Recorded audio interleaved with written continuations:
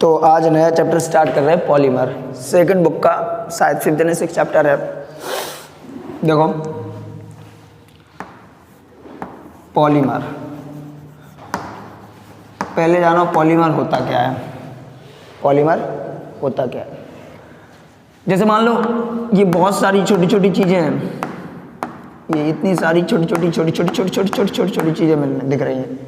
ये सारी छोटी छोटी चीज़ें मिलके एक बड़ी चीज़ बना दें। तो इन सारी छोटी छोटी चीज़ों को, अलग अलग चीज़ों को कहते हैं मोनोमर। और ये सारी छोटी छोटी चीज़ें मिलके जो बड़ी चीज़ बनाती हैं, दैट्स कॉल्ड पॉलीमर। क्या बोलते हैं? पॉलीमर। और ये जो प्रोसेस होती है मोनोमर से पॉलीमर बनने की, जो प्रोसेस होती है, इस प्रोसेस को कहते हैं पॉलीमराइजेशन। क्या कहते हैं? पॉलीमराइजेशन। ठीक है, अच्छा। मोनोमर यूनिट मिलके बनाती हैं पॉलीमर। तो डेफिनेटली पॉलीमर का मॉलिक्यूलर वेट बहुत हाई होता होगा। मॉलिक्यूलर वेट कैसा होता होगा?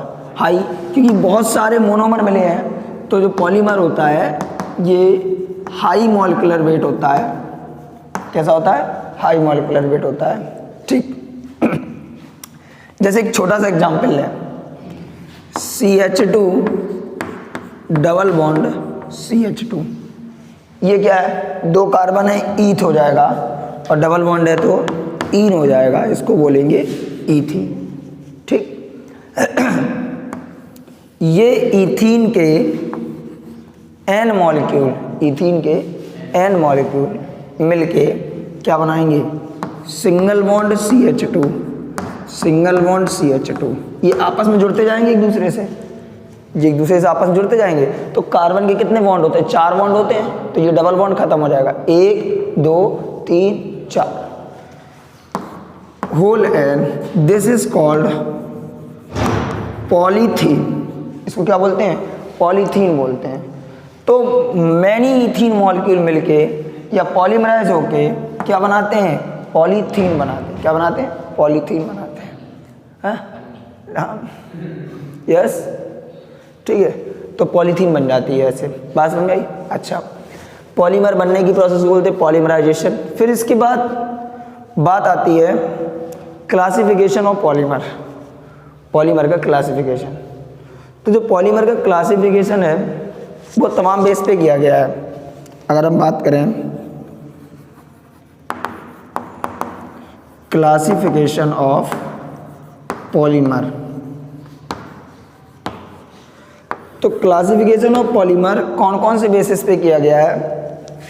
नंबर एक on the basis of structure. सबसे पहले बात करते हैं किस बेस पे? On the basis of source of occurrences. Source of occurrences cover करना है। देखो, source of occurrences. Source of occurrences का मतलब है कि वो पॉलीमर किससे मिला है। ठीक है। दूसरा क्लासिफिकेशन है on the basis of structure, कि इस पॉलीमर की स्ट्रक्चर कैसी है। ऑन द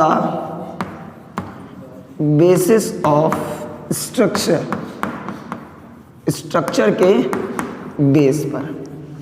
और तीसरा क्लासिफिकेशन जो किया गया है वो on the basis of mode of polymerization. Mode of polymerization का मतलब कि ये मोनोमर मिलकर जब पॉलीमर बना रहे थे तो किस तरीके से एक दूसरे से मिल रहे थे। समझ रहे? तो दूसरा है classification on the basis of mode of polymerization. ठीक है। इसके बाद चौथा क्लासिफिकेशन किया गया पॉलीमर का, कि जैसे मान लो कोई पॉलीमर है, जैसे पॉलीथीन है, तो पॉलीथीन में कौन सा फोर्स ऑफ अट्रैक्शन है? ठीक है। अब ये बैकलाइट या कोई वायर है तो इनमें कौन सा फोर्स ऑफ अट्रैक्शन है? रबड़ है तो इसमें कौन सा फोर्स ऑफ अट्रैक्शन है? तो on the basis of force of attraction between polymer molecule, interaction force between, on the basis of interaction force between. समझ गए कि पॉलीमर में मोनोमर यूनिट के बीच में आपस में कौन सा फोर्स ऑफ अट्रैक्शन है। तो चौथा क्लासिफिकेशन किया गया on the basis of interaction force के बेस पे। तो ये 4 तरीके से क्लासिफिकेशन किया गया। अब इन चारों को पढ़ना है, पहले को, दूसरे को, तीसरे को और ये चौथे को। पहले इसको नोट करो अच्छे से। देखो बेटा, इसके आगे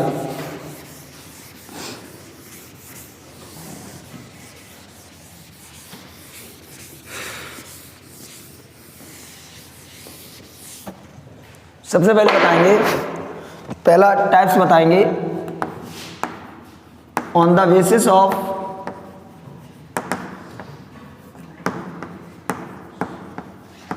सोर्स ऑफ अक्रेंस,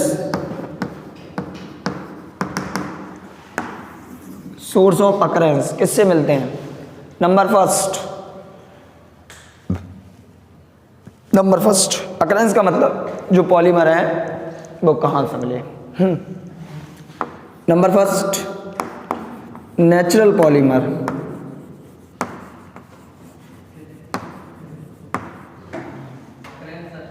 है ऑकरेंस, ठीक है। नेचुरल पॉलीमर कैसे, जो नेचुरली मिल जाए, मतलब कि समझ लो ऊपर वाले गवर्नमेंट से मिले हैं, भगवान जी से। जैसे कि बहुत सारे नेचुरल पॉलीमर हैं जो हमें नेचुरली मिल जाते हैं, जैसे स्टार्च हो गया, ग्लाइकोजन हो गया, प्रोटीन हो गया, कार्बोहाइड्रेट हो गया, ये सब हमें नेचुरली मिलते हैं। क्या ऐसा होता है कि प्लांट में हम लोग आलू में मान लो कार्बोहाइड्रेट है तो उसको हम बैठ के बनाते हैं, अपने आप ही तो मिलता है।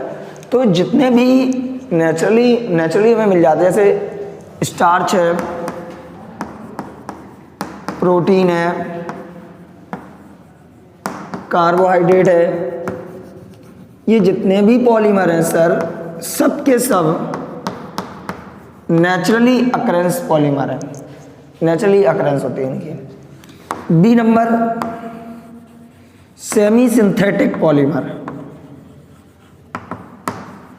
अब इसके नाम में ही लिखा है सेमी सिंथेटिक, मतलब समझ रहे हो कि आधा तुम्हारा आधा भगवान जी का, समझ रहे। सेमी सिंथेटिक मतलब आधा तुम्हारा आधा भगवान जी का। जैसे एग्जाम्पल, सीधे एग्जाम्पल ही समझो इसके, जैसे सेलुलोज एसीटेट, सेलुलोज एसीटेट। अब सेलुलोज प्लांट की सेल वॉल में पाया जाता है, तो ये तो प्लांट की सेल वॉल से मिल गया। एसीटेट केमिस्ट्राचार्य ने जोड़ दिया तो सेलुलोज एसीटेट बन गया। तो आधा भगवान जी का, आधा केमिस्ट्राचार्य का, इसलिए कैसे हो गया सेमी सिंथेटिक। उसके बाद सेलुलोज नाइट्रेट, ठीक है, और इसके बाद लास्ट है ईटीसी, ठीक। ये ईटीसी भी एक सेमी सिंथेटिक पॉलीमर है। सी नंबर में क्या है, सिंथेटिक।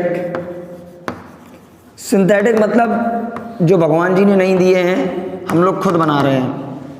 तो इसमें तो बहुत सारे हैं, पीवीसी हो गया, पॉलीथीन हो गया, टाइम पास करते रहेंगे, बहुत देर तक लिखते रहेंगे। जितने हैं सब, जितने हम अभी बनाएंगे ना वो सब सिंथेटिक ही हैं।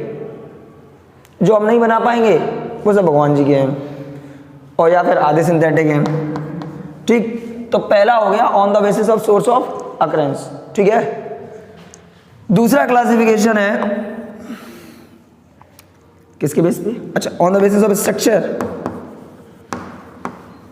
On the basis of structure. Structure की मीनिंग बिल्कुल सही लिखेंगे हम। नंबर फर्स्ट, इसमें भी 3 तरीके के होते हैं स्ट्रक्चर के बेस पे। नंबर फर्स्ट चेन पॉलीमर, या फिर बोल दो लीनियर पॉलीमर। कौन बोल दो, लीनियर पॉलीमर, अच्छा लगेगा बोल दोगे तो लीनियर पॉलीमर। अब तुम्हें बताओ इसके बारे में, तुम्हें बताएं तुम समझ नहीं जाओगे। लीनियर पॉलीमर का मतलब क्या है, इससे ये जुड़ा है, इससे ये जुड़ा है, इससे ये जुड़ा है, इससे ये जुड़ा है, इससे ये जुड़ा है, ऐसे ही जुड़ता चला जाएगा। चेन टाइप का, very good, it's good student of this class. तो चेन टाइप का जुड़ा रहेगा, ऐसे बोलेंगे चेन पॉलीमर या लीनियर पॉलीमर। और इसका एग्जाम्पल है पीवीसी, इसका फुल फॉर्म भी बताएंगे, चलो अभी बता दें तुम्हें। Poly, very good, polyvinyl chloride. कुछ बच्चे स्टार्टिंग ऑर्गेनिक की यहीं से करते हैं, पहले पॉलीमर पढ़ते हैं, पहले पॉलीमर पढ़ते हैं, बाकी ऑर्गेनिक बाद के पढ़ते हैं, पहले पॉलीमर पढ़ते हैं। और दूसरा एग्जाम्पल है high density polythene, high density polythene. लेकिन वो बच्चे काफ़ी टैलेंटेड होते हैं जो डायरेक्ट पॉलीमर पढ़ना स्टार्ट करते हैं, हाउ टू अंडरस्टैंड, कैसे समझ जाते, समझ ही नहीं आता है कि कोई, और उन्हें नहीं पता है कि व्हाट इज़ द एल्केन, क्या फार्मूला एल्केन का नहीं पता। लेकिन पहला चैप्टर पॉलीमर होगा, क्योंकि ये इंटरेस्टिंग लगता है, पढ़ाने में भी मज़ा आता है और पढ़ने में भी मज़ा आता है। तो बच्चा फील करता है वाह यार क्या सर है, सब समझ में आ रहा है। तो चेन पॉलीमर हो गया। दूसरा है branch chain polymer, branch chain polymer. Branch chain polymer समझ गए। अब जैसे ये चेन है, इस चेन में नीचे से एक ब्रांच निकला है, क्या भैया सही है रे, क्या नाम तुम्हारा, इसका नाम भूल जाते, कठिन है, रेसप, वेरी गुड, समझ रहे। ये क्या निकला, ब्रांच निकला है। जैसे तुम्हारे हाथ है, हाथों में तुम्हारा ब्रांच निकला है, तो अभी तुम्हारा लीनियर हैंड है, फिर तुम्हारा ब्रांच हैंड हो जाएगा। तो इसका एग्जाम्पल है low density polythene, low density polythene, ठीक है, ETC। सी नंबर है क्रॉस लिंक्ड पॉलीमर। रेल की पटरी, जंक्शन देखा है, एक के तहत से आई, एक के तहत से गई, कभी कभी जंक्शन देखा, पता चले पटरी पटरी, पता ही चले कौन पटरी कौन सी पटरी है, पटरी पटरी हो जाती है, समझ रहे। तो उसको क्या बोलते हैं, क्रॉस लिंक्ड पॉलीमर। उसका फेमस एग्जांपल है वैकेलाइट। और वैकेलाइट तुम लोगों ने देखा है, बोलो किसने नहीं देखा। ये देखो सामने बोर्ड दिख रहा, बोर्ड दिख रहा, ये वैकेलाइट है, ठीक है। तो ये सारे हो गए इस बेस पे, इसको नोट कर लो जरा।